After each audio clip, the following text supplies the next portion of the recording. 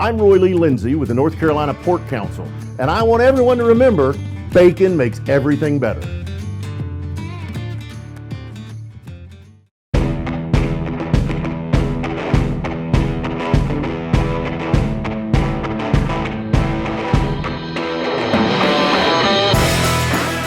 Hello, Carolina. Mike Waddell along with David Glenn. This is the David Glenn Show. This is the one-year anniversary of Jimmy Buffett's passing. You won't find a bigger parent-head tandem, David Glenn and myself. So we're going to talk about everything Jimmy Buffett. He was born on December 25th, died, of course, a year ago on September 1st. So we're going to remember our best Jimmy Buffett concerts, albums, songs, experiences. And David, I know that it was an emotional moment for you a year ago. We talked about that here on the North Carolina Sports Network, but now a year later, man, you just think about all the love and all the joy that Jimmy brought to all of us for all those years. Yeah, man, it was an emotional time a year ago, and that sounds strange to say about the passing of somebody who I did not know personally, although I felt like I knew him because of his music, because of his festive atmosphere, you know, his carnival type approach to his concerts, but also I think a very deep and meaningful approach to life, as crazy as it might sound for a guy whose, you know, famous brand is Margaritaville. That doesn't sound all that deep or meaningful, but the more you listen to his lyrics, the more you get into his songs, there's a lot of really valuable, meaningful stuff that goes along with the party, which I also enjoyed. And I look forward to diving into those topics with you as a fellow parrot head, of course. I got to ask you first up, coming from Philadelphia in that area up in Pennsylvania in the Commonwealth, what was your first exposure to Jimmy Buffett? Well, it's funny, even though my family here in North Carolina is a very musical family, and my daughter Avery is actually a graduate of the music department and music major at App State, which has a long tradition that I've come to learn about and really respect. She's actually in New York City right now as part of her capstone internship, working for a famous studio that Jimi Hendrix himself helped start back in the 1960s called Electric Lady Studios. But whereas my childhood was not in a family where music was a really big deal, I first stumbled upon Jimmy Buffett just because of some of his most famous songs, like a Margaritaville, right? Like if you had to pick one word, maybe not parrot heads like you and I, but one word that the world associates with Jimmy Buffett, it would be Margaritaville. And Margaritaville, back when I was a little boy, was just kind of a cool song. Part of our family tradition was going to the beaches in New Jersey and other parts of the country. I loved the sand. I loved the ocean. I loved being outdoors. I loved adventure. I loved boats. I loved, you know, body surfing and boogie boarding and stuff like that, and just hanging out at the beach. I mean, who doesn't like sand and sun and bikinis and beverages and all those things? And whereas the word Margaritaville was just a song, it ended up I came to know it eventually, and I lived in South Florida for a while too. It's a lifestyle, right? And if you fast forward, whereas most people just think of Jimmy Buffett as a musician or a performer, the guy ended up being a billionaire with a B because he took a concept, Margaritaville, and he turned it into, I'm not sure how many people realize, it's not just a famous song that his estate is still collecting royalties on and will forever, but he created an empire based on the Margaritaville concept. And one of the reasons I admired him so much and still do and respected him, besides enjoying him, of course, as a musician, and I went to more than 50 of his concerts, there are Margaritaville restaurants. There are Margaritaville-themed casinos, hotels. Mike, there are retirement villages under the Margaritaville umbrella. And yes, I know where they are. One's in South Carolina, one's in Florida, and I've had conversations with the lovely and talented Maria about it. There are Margaritaville-themed shoes. There's apparel, of course. Landshark beer is in part a Jimmy Buffett creation. Margaritaville-themed tequila mixes and margarita mixes and home items and home decor and pool floats and pickleball sets. I mean, you name it, man. It's all based on this Margaritaville idea that there's an awful lot of people attracted to. because it's a combination of good music and good food and adult beverages and sun and sand and surf and boats and bikinis and singing and dancing and goofing off, and yes, chasing and sometimes catching, that sexy somebody out there. All of that I found intriguing when I was a teenager, enjoying Jimmy Buffett's music for the first time. And of course, since then, I've become a true parrot head and have seen him perform probably in 10 different states, and including with both of my children became parrot heads. My wife, Maria, became a parrot head. And I have kept or have built some friendships that, at least in part, are based on our collective appreciation for Jimmy Buffett, his music, his lifestyle, his concerts, and everything that goes with it. And it's pretty cool that you and I, creators of the North Carolina Sports Network, we have a bunch of things in common, but somewhere on that long list is our love for Jimmy Buffett and what he stands for. If you are anywhere near Wilmington, North Carolina, and looking for a little live music, a cold beer, a tangy slushie, a fun crowd, or just a taste of the good life at the beach, Jimmy's Bar in Wrightsville Beach is the place for you. Located on North Lumina Avenue, just 1 block from the sand and waves of the Atlantic Ocean, Jimmy's features a full bar with nightly beer and drink specials, and it hosts musical performers almost every day of the year. One more fun fact, Jimmy's annual Children's Bike Drive, which started in 2017, now distributes more than 1,000 bicycles and helmets per year to young people in the Wilmington area and beyond. Jimmy's Bar, your home away from home on Lumina Avenue in Wrightsville Beach. Man, I loved it. When I first got my job as the Senior Associate Director of Athletics at the University of Cincinnati, I started in March of 2006. And the first thing that I did when I got the call that I was going there was that I looked on the Riverbend Music Center's concert schedule for 2006 and says, when's Jimmy Buffett coming? Because it's just like they say in Finn. She came down from Cincinnati. It took her 3 days on the train. I've seen Buffett with my father, who is the one that started me out by listening to I was looking earlier, if you're wondering what I was looking at on my phone, I was trying to look up some of the songs from the first live album that Jimmy put out. It was called You Had to Be There. When my parents split up when I was around 10 years old, that album was hot, and I would go over to my dad's place when I had my weekends with him, and we'd listen to music. And even though he wasn't a musician, I was always a drummer, and I loved some of the beats that were in there. And it just started something that really resonated in me. And to have the opportunity to go to a concert with my father, to go to a concert with my kids, to go to a concert with so many of my dear friends over the years, that it just makes it very personal. I'm a big Kiss fan. I saw over 70 Kiss concerts, but I lost them last year when they retired.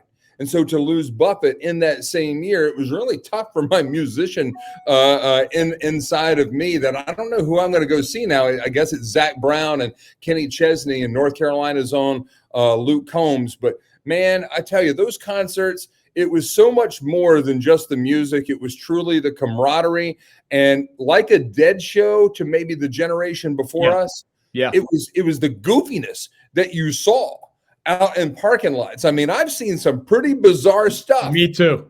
At a Jimmy Buffett concert. What's the one memory from a concert, or one of the few memories that you might have that you'd like to share with us? Man, I've seen a whole bunch. I've seen people doing like mini dives into a pool set up on the back of, a bunch of pickup trucks backed into each other, basically. And they had a fairly deep pool resting on the back beds of these trucks. It's kind of hard to describe how they did it. And of course, you weren't jumping from very high, and there may have been some drinking involved, and maybe a wet t-shirt contest as well. But there was a lot of hard to explain to the children things going on in the parking lot, and sometimes inside these concerts, where you'd have guys who were buttoned down businessmen during the week, truly wearing grass skirts and coconut bras, while drinking, some kind of umbrella beverage, on a Saturday night at a Buffett concert. And as you said, it was a spirit of camaraderie. It was putting aside political things or anything else that might divide us, And if you went to a Buffett concert, 99+% of the time, people were just happy to be together. He has a lot of course, sing-along songs. And that adds to the camaraderie because you're singing with these people, most of which you don't know, but in some cases, maybe dozens of which you attended that concert with. And my favorite memory, as much as I could try to entertain you with goofy stories or crazy stories, when I turned 50 years old, life is fundamentally about relationships to me, right? I may have writing awards and sports broadcasting awards and, scholarships to high school and scholarships to college and other achievements in my professional career, my academic career, et cetera. But life is fundamentally about the relationships that you build and hopefully the good, positive relationships that you build. And whereas I try not to be somebody that asks a lot of others, for my 50th birthday, I decided it's okay to one time ask everybody to do something for me. And because it was a special birthday, 50, and Jimmy was still in peak performance time, I ended up going to 3 concerts in roughly 1 month surrounding my birthday in August 7 years ago. And the reason that's my most memorable concert story, rather than some, drunken, crazy story involving blenders and a really bad hangover, is that on my 50th birthday trifecta, the first concert was in Jones Beach, New York on Long Island. That's where my wife, Maria, grew up. That's where many of her friends and family still are. So we invited this huge chunk of people who would have been at our wedding 26 years ago. But that branch of our world all joined me for my 50th birthday, sort of the Long Island edition. Fast forward, the concert schedule that year just happened to have a concert in Camden, New Jersey. And for those who don't know the geography, Camden, New Jersey is truly right across the river from my original hometown, Philadelphia, Pennsylvania. Well, where are a lot of my friends and family still located? Philadelphia, Pennsylvania, southeastern PA, certain parts of New Jersey.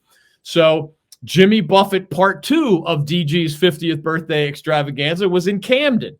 And I mean, not only did all my Parrot Head friends show up, of course, but I mean, not all of my family and friends love Jimmy Buffett the way we do, but they came because it was a 50th birthday celebration and because they trusted me when I said, even if you're not a diehard of his music, you have to experience the party at least one time in their lives. And they went and they enjoyed it. I have photos of all these to this day. The third stop of course, was right here at Walnut Creek, the outdoor amphitheater here in Raleigh, North Carolina. So all of my North Carolina friends, truly from the coast to the mountains and in between, met me for DG's 50th birthday, Part 3. Some of my favorite people in the world.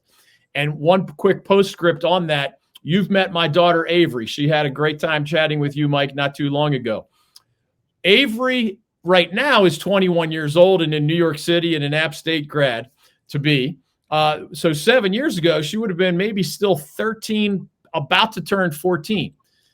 13-year-old Avery, my only daughter, knows as many Jimmy Buffett songs as anyone younger than we are that I have ever met. And as a music person, and she has actually fronted her own rock band. She's an incredible singer. She doesn't perform Buffett music publicly, but she does privately.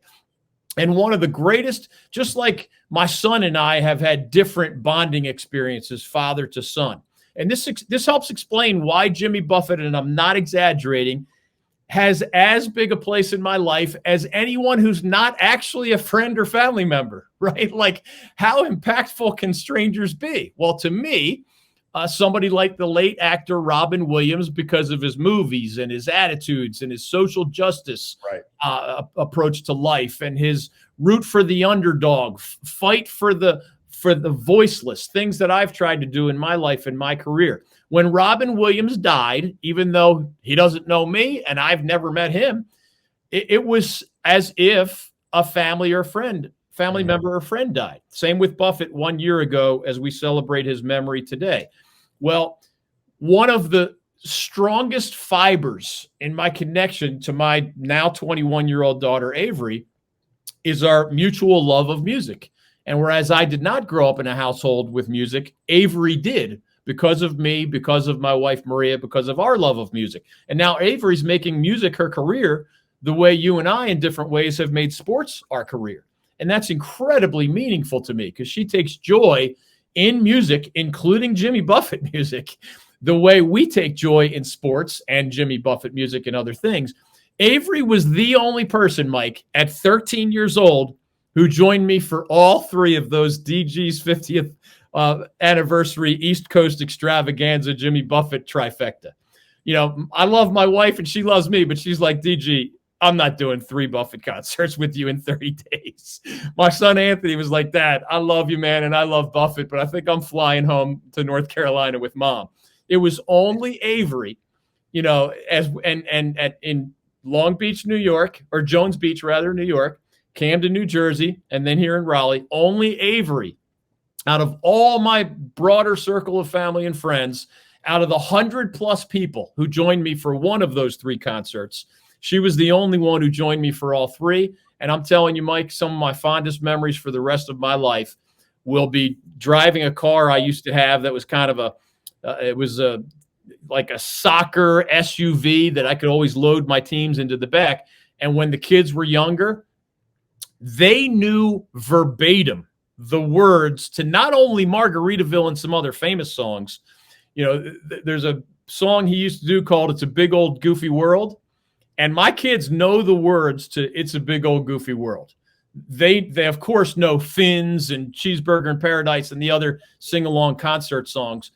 But some of the more obscure stuff they also know. And especially Avery going through that 50th birthday trifecta with me. I mean, in Camden, I think we were in the second row. So Jimmy Buffett is 10 feet away from awesome. Me and my beloved, amazing, beautiful, music-loving daughter. That's a long answer, but and I could entertain you with those goofy stories too, but that is my favorite Jimmy Buffett concert story, all kind of rolled into one. The original Salt Works has become a legendary breakfast, brunch, and lunch place in Wilmington for both locals and out-of-town visitors over the last 50+ years. Our good friend Bob Hubbard owns the place, but he's also the one cooking your food and often roaming the dining room to greet you with a smile and to make sure your visit is a great one. Bob has been running the show at this unique roadside diner for more than 20 years now, and he and his friendly, hardworking staff aim to treat you like one of their own. Try Bob's homemade omelets, or special recipe grits for breakfast, or his legendary cheeseburgers for lunch. The original Salt Works, your breakfast and lunch choice on Oleander Drive in Wilmington. Man, I'm with you.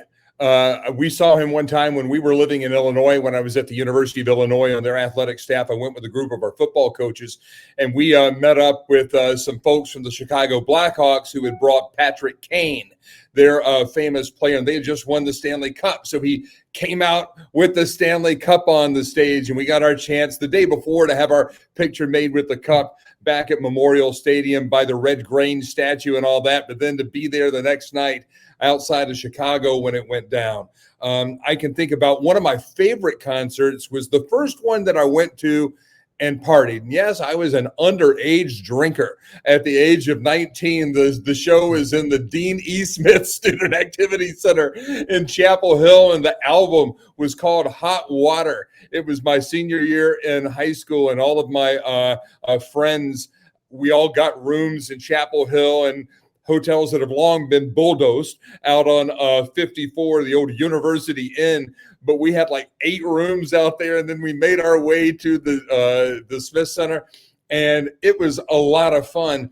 And then, you know, just concerts and the meaning that we had. But one of the ones that I really hold special was seeing him at New Orleans Jazz Fest during a Final Four. Back when I was the director of athletics at Towson University, and going with a lot of athletics professionals. And the warm-up group was North Carolina's own Avett brothers, which I've told you, I just never really got into them. But I enjoyed them that night because they were playing before Buffett. And who does JB bring out that night? The then suspended bad boy of the NFL, Sean Payton. And he comes out with a free Sean Payton shirt on. And it was just fun. And it was just to see him in that environment and to think about the concert I went to with my dad. But my dad liked every goofy song by Jimmy Buffett. Vampires, Mummies, and the Holy Ghost. Yeah. The world's worst long song, God's Own Drunk. I mean, you go through that, and my dad is saying, listen to it. And I'm an impatient, like 12-year-old, but he's like playing the song and he's saying, listen to it. Or Gypsies in the Palace. Yeah. These were the ones that my dad loved. And now the great fill-in station Hold Up.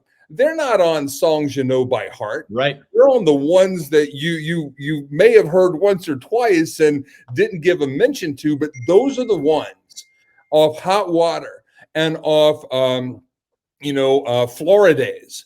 I get emotional when I listen to Florida Days, and When the Coast is Clear is another song that really hits home to me because it makes me think of a friend that was very special to me and that is no longer here. And it's, I mean, everybody has musicians that touch them in a special way. I'd say James Taylor is right up there in terms of the living artist, again, because of that North Carolina connection. But man, Jimmy Buffett, brother, I tell you, I've given you some of my favorite songs and some of my dad's favorite songs, but what are some of yours? Well, some of them are emotional to me, man. And it's hard to explain to people who don't have a musical connection in their lives, but maybe they have a favorite author or someone else that they don't know personally. But for example, and I love Jimmy as a performer and as a musician like everybody else does, but I'm also a writer. I'm a writer at heart. A lot of people who see me on TV or YouTube or remember me from 25 years on terrestrial radio may think of me in those terms, but I'm really a writer. I'm a storyteller at heart. I thought I was going to be a journalist back in the days of, the dominance of newspapers, et cetera. So I listened to Jimmy's songs for the beautiful sound and the fun camaraderie and the sing-alongs, but not all of his songs. Cheeseburger in Paradise has only so much deep meaning, right? Finn's has only so much deep meaning. They're more sing-alongs and just fun and goofy. But a lot of his songs have a lot of meaning, and I'll give you a few. Love and Luck is a song. I mean, to me, it's not one of his most famous, but the title of the song, Love and Luck, to me, those are two of the key things for everyone in the history of the world to have a truly meaningful life, right? And Jimmy put them into the title of a really good high-energy song. It's an optimistic song. It's a curious song. It's a realistic song. It's a practical song. And I try to be an optimistic guy and a curious guy and a realistic guy and a practical guy. So these two concepts that I don't think you can do without in life. If you don't have love, you can call yourself a success, but you're not. You better have love. And I think we all agree. I'm not as big a believer in the concept of luck as a lot of people are. To me, some people explain luck as this dominating force that is 50% of the universe. I believe that luck exists, but I believe we all control a lot more than some think we control. Sometimes bad things happen and people call it luck, and I don't think it was luck. I think you screwed up on the front end and you just don't want to admit that it's your fault. But putting that aside, love and luck are two fundamental things that anyone in life, any country, any era, any time, any place needs to have a truly meaningful life. And he wrote this beautiful song about it. And there's even, there's a bunch of memorable lyrics in that song. We're just players in a game and no one's keeping score. So have your fun. But it's also an optimistic song. It starts with better days are in the cards. I feel it in the change in wind. I feel it when I fly. So talk to me. I'll listen to your story. I've been around enough to know there's more than meets the eye. Well, I mean, probably everybody connects to different Buffett songs in different ways, but I love the optimism at the start of that song. I love, as an interviewer who has interviewed everybody from, Stephen King and John Grisham as best-selling authors and multiple United States presidents and multiple North Carolina governors and actors and actresses and obviously famous coaches and athletes and sports media members. I love getting people to tell their story. And part of Love and Luck is asking people to tell their story. But the bottom line is, and by the way, if you've ever heard the words Cole Sere, that's the Caribbean Creole translation of the words love and luck. So there's a lot of Buffett songs, or a handful, I should say, that have languages beyond English. And you got to do a little homework to figure out what the heck, if you ever heard one particular harbor, there's a lot of words in there that's not the English language. Well, same with love and luck. Cole Sere is just Caribbean Creole for love and luck. But the bottom line in that song, the chorus is, with a little love and luck, you will get by. With a little love and luck, we'll take the sky. And, Jimmy was a pilot. So taking the sky is his ultimate, dream and high, so to speak. But, other songs, He Went to Paris and A Pirate Looks at 40.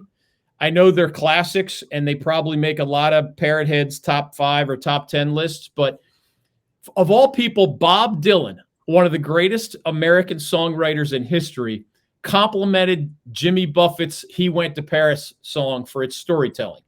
And it basically is about this 86-year-old war veteran who has lived it all, seen it all, done it all, amazing highs, but brutal lows, including like losing an eye and losing his wife and losing a child. But in the end, it's one of those songs where this old man went to Paris. He went to Paris looking for answers to questions that bothered him so. And I think we're all in that kind of search mode, aren't we? At least those of us who are contemplative people. You don't always know the meaning of everything. And every once in a while, you take a step back and you contemplate. You're looking for answers to questions that bother you so. And that was the story of this old war veteran. And in the end of the song, he says, Jimmy, some of it's magic, some of it's tragic, but I had a good life all the way. And that's classic Jimmy Buffett. I mean, there's brutal stuff in that song, brutal stuff, sad stuff, depressing stuff. But this man, is drinking his Green Label beer by the pylon, by fishing by the pylons. Some of it's magic, some of it's tragic, but I had a good life all the way. Buffett has a way of lifting you up with the sound of his music and often with his lyrics as well. And A Pirate Looks at 40 fits that definition as well. Jimmy wrote that song, for those who don't know, about an actual person he met in Key West many years ago. And this guy was an adventurer. He was a drug smuggler. He was a heavy drinker. He was a woman chaser. He was essentially a pirate at heart. And he wasn't sure modern day America had a place for him. And and this is, again, the writer in me. You could listen to A Pirate Looks at 40 and never think about the meaning of it. And it's not going to offend me. Probably won't offend Jimmy either.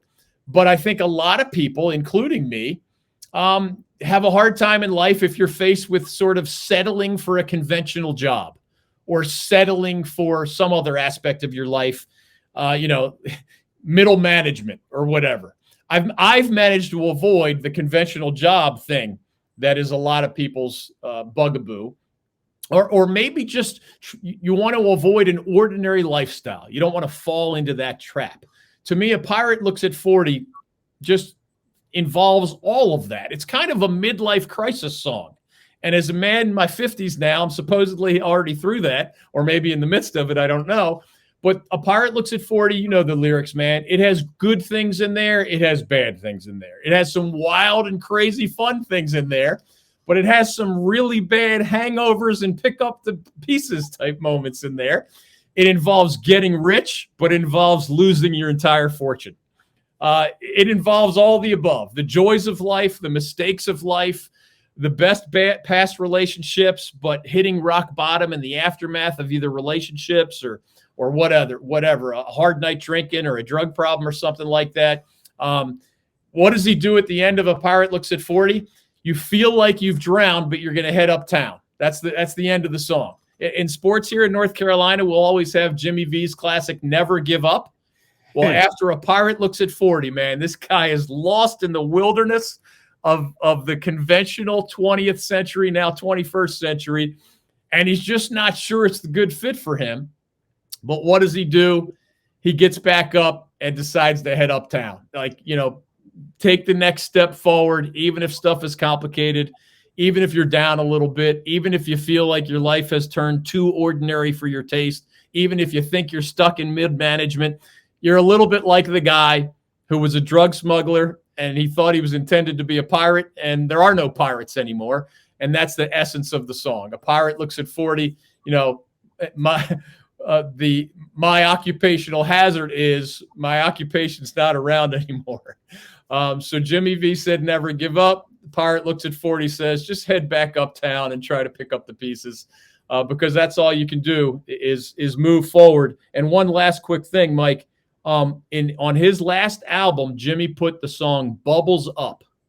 And it's sort of a spiritual message for everybody, I think. And one of the many things that Jimmy and I have in common, and I think you do too, is that we grew up in Christian traditions, but we often find organized religion completely ridiculous and sometimes even hateful and destructive with how people act or how they speak or how they vote or how they post on social media. You see Christian in the social media description, and then you read the person's tweets and you say, there's nothing Christian about saying that. There's nothing Christian about attacking that group. There's nothing patriotic about that. Do you have a twisted cult-like definition of those things now? Have you lost your way? Jimmy and I shared those skepticisms toward organized religion, but we're not automatically cynical towards spiritual style messages. And, we're smart enough to know, even if the cult members have lost this picture, that Christianity, for example, is a love-centric religion. And it shouldn't be all that hard to see that unless you've become a member of a cult and you can't see your own hypocrisy, that if you're acting in these nasty ways, speaking in these nasty ways, voting in these angry, ignorant ways for horrible people, well, you're probably in a cult and it's time to wake up.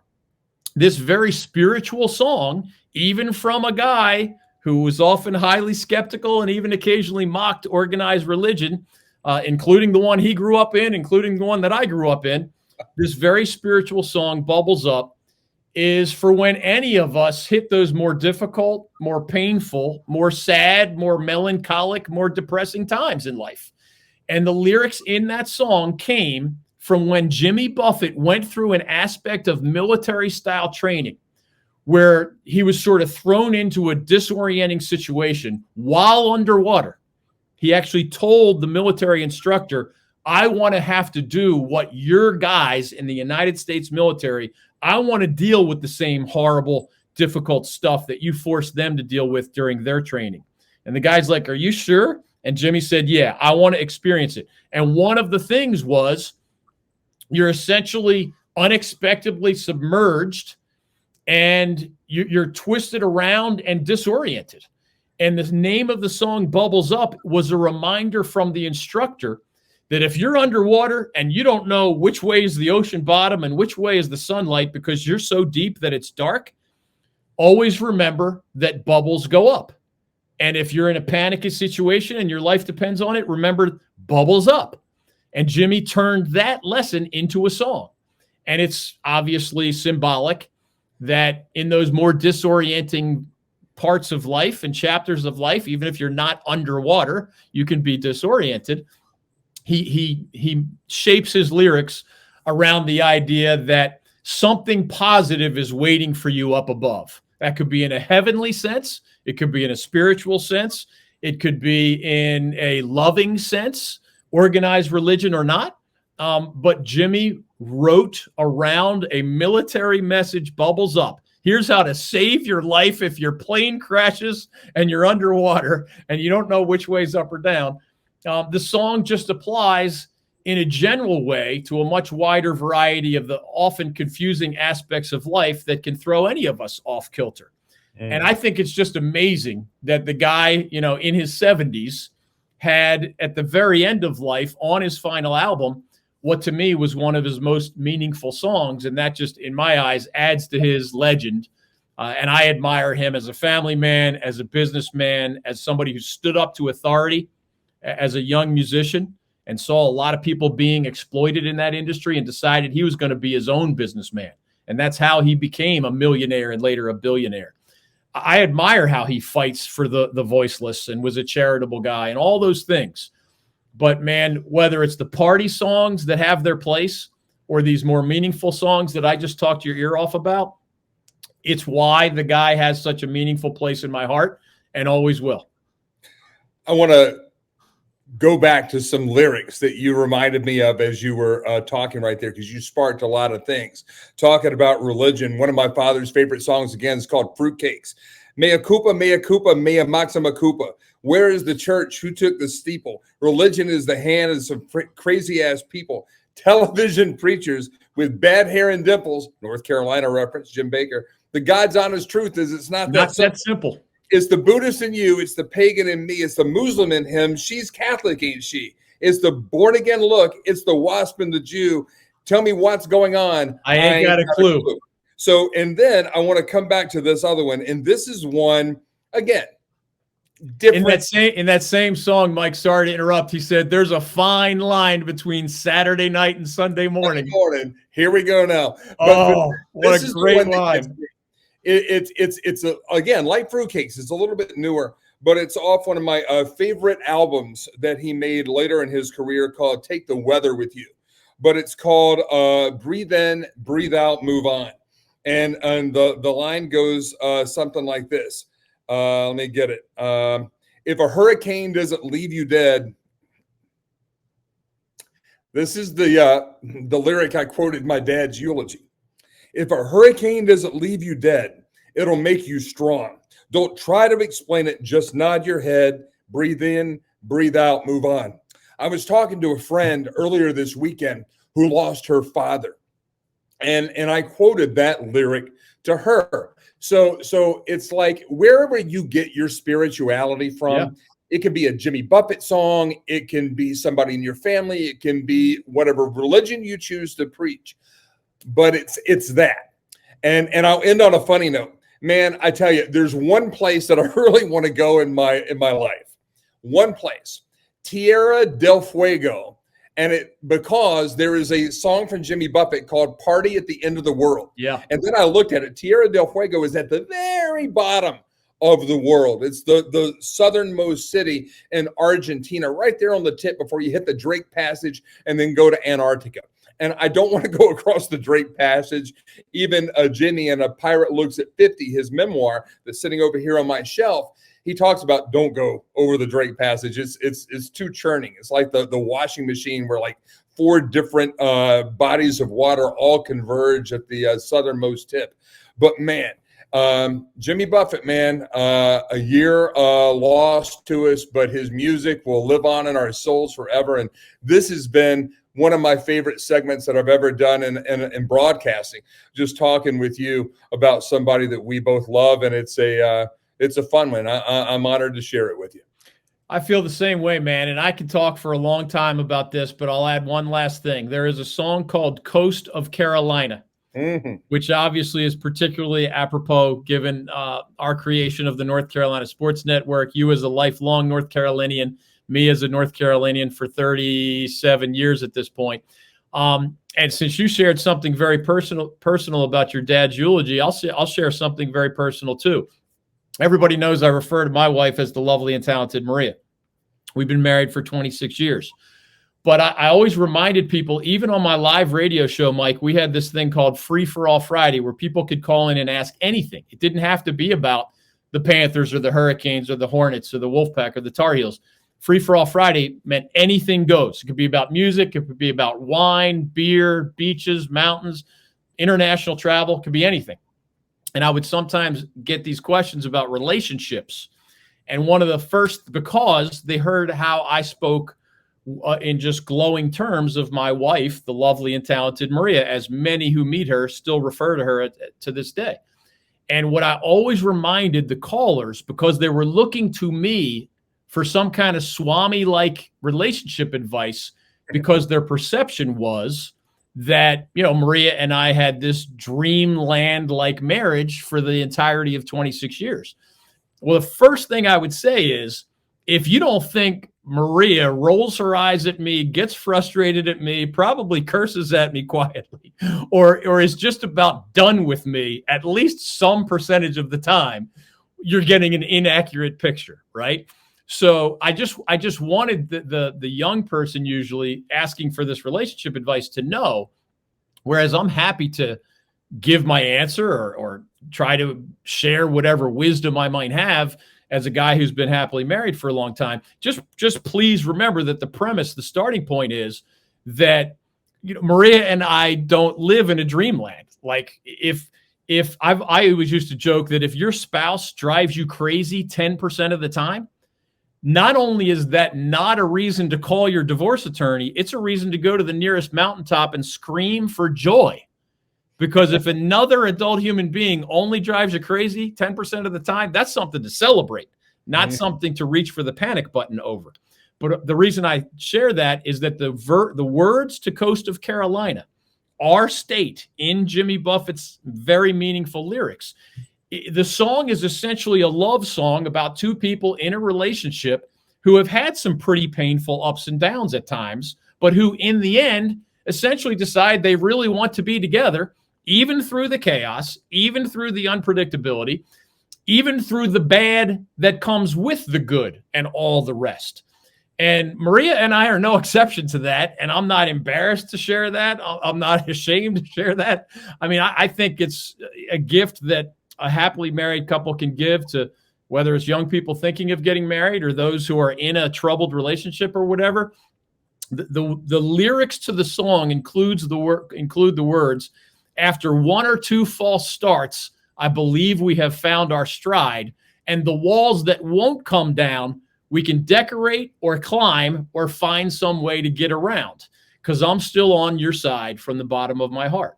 And it just underlines that feeling of togetherness and partnership, but it doesn't mean it's a dream. There are walls, there are ups, there are false starts, there are downs, there are rough times, man. And after 26 years of marriage and probably 30 years together, I just try to share with people that our marriage has been more like the song Coast of Carolina than it is some unrealistic Hollywood production.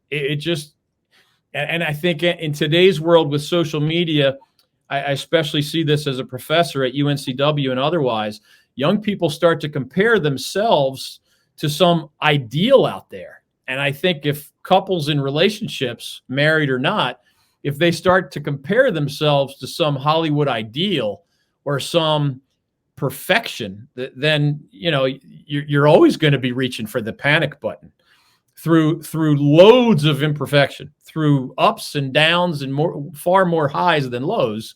Maria and I have lived a version of Coast of Carolina. So if that's meaningful to anybody out there, I'm glad, because that song from Jimmy Buffett was very meaningful to me for that reason and many others. That is David Glenn. I am Mike Waddell. This is the North Carolina Sports Network. This is going to tie up our Labor Day weekend show because we've had so much fun today. It's been one of our longer shows, but it's a good show because I think it shows you a little bit of what David and I really feel beyond sports. And there have been some false starts in football already this year by a few teams. And, maybe they'll find their way as we move on through this season. But coming up in our next edition of the David Glenn Show, we're going to reveal our first few stops of the 2024 Old North State Tailgate and Traveling Sports Circus, a little bit inspired by Jimmy Buffett. We've already told you our first stop is going to be the Aggie Eagle Classic at O'Kelly Riddick Stadium in Durham, coming up later here in the month of September on September 21st. That game is a 7 o'clock start. We also have a busy week coming up right here on the North Carolina Sports Network. Tomorrow, we will have another edition of the Big College Football with Coach Jim Collins and myself. And then we will also have David Glenn and Chris Edwards coming up later in the week with a preview of week 2 coming up. So that's all coming up right here on the North Carolina Sports Network. Of course, as always, you can catch us on our award-winning website, ncsportsnetwork.com. David has new content every day coming up right there, so don't miss that. Also, follow us on social media at the NC Sportsnet on Instagram, X, Facebook, and of course, our YouTube channel with over 16,000 subscribers as we tape this on September 1st. And David, It's been a little bit tragic, a little bit magic, but we've had a good time so far, and we continue to have a good time all the way. As I butcher that lyric just a little bit, but the sentiment is surely there, partner. I tell you, it's a good time to be alive right here in the state of North Carolina, and a fantastic football season still to unfold in front of us. Well, great to be with you, Mike, as always. And thanks to you for the inspiration. You know, there is that famous lyric in one of Buffett's famous songs, the Labor Day Weekend Show. Mm-hmm. And that lyric is what it led you to come up with this great idea. So we talked a little college football. We talked a lot of Jimmy Buffett. So you may have to carve this edition up a little bit. But, hey, cheers to Jimmy. I just one of the all-time greats in American history. I believe that. And I will die on that hill. The guy was an incredible family man, an incredibly famously loyal friend, and inspired joy and fun and camaraderie and togetherness and goofiness and all those other things that some call him, you know, the king of escapism. But I love the fact that he had that business side to him, and that family side to him, and that serious side to him to go with the goofiness and, you know, whatever parrot head or other weird thing he might have been wearing that day.